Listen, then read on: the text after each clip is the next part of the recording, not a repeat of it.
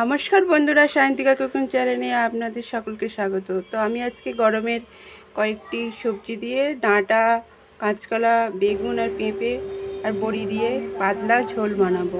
গরমেতে পাতলা ঝোল স্বাস্থ্যের পক্ষে খুব উপকার। তো আমি ঝোল বানাবো। আর এই মশলার জন্য নিয়ে নিয়েছি আমি এখানে শিলে মশলাটা বেটে নেব। গোলমরিচ, ধনে, জিরে আর আদা। তো আমি এখানে বড়িটা ভেজে নেব।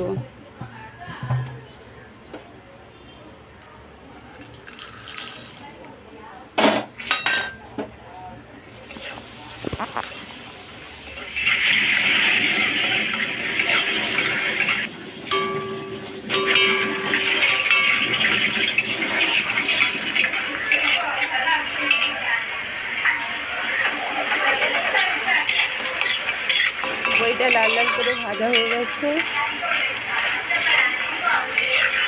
তো আমি এবার বড়িটা তুলে নেব।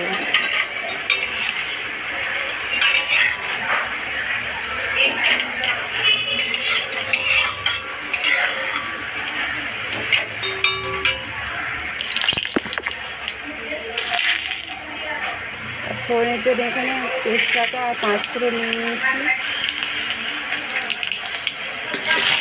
সবজিগুলো একের পর এক দিয়ে দেবো। সব সবজিগুলো দিয়ে ভালো করে ভাজা ভাজা করে নেব।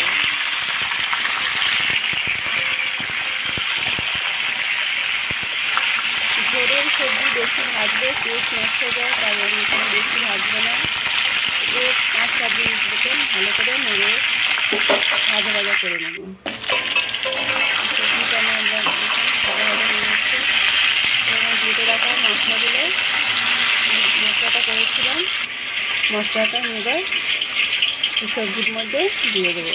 দিয়ে আবারও 5-7 মিনিটের মতন নেড়ে নেব।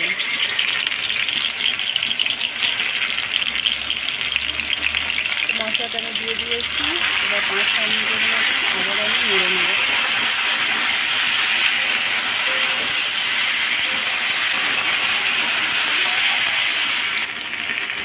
এরপরে আমি ডাঁটাটা নিয়েছিলাম, ডাঁটাটা নিয়ে দিয়ে দেবো। আরও 2 মিনিটের মতো নেড়ে নেব। এটা আমার মশলাটা ভালো করে ভাজা হয়ে যাবে।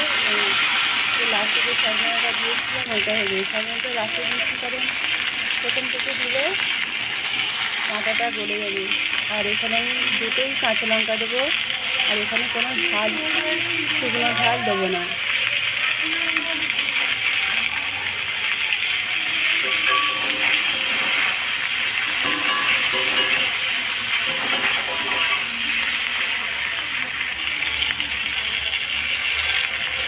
আমি পরিমাণ মতো নুন দিয়ে দিচ্ছি।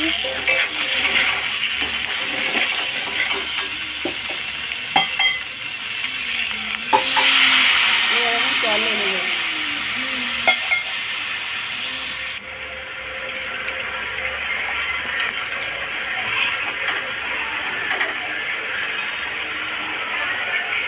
জল দিয়ে দিচ্ছি। এটা দিয়ে ঠান্ডার জন্য অপেক্ষা করবো সেদ্ধ করার। তো সবজিটা আমার ফুটে আসছে ভালোভাবে। তো এবার আমি একটু সেদ্ধ হয়ে গেছে। তো এবার আমি ভেজে রাখা বড়িটা ওর মধ্যে দিয়ে দেবো।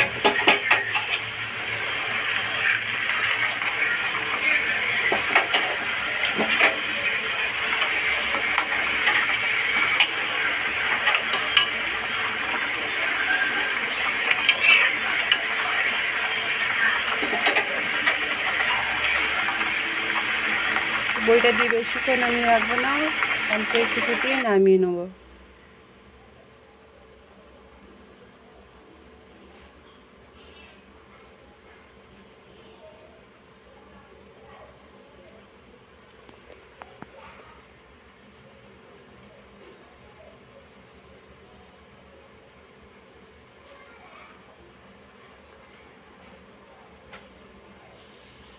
তরকারিটা এবার আমি হয়ে গেছে। তরকারিটা এবার আমি নামিয়ে নেব।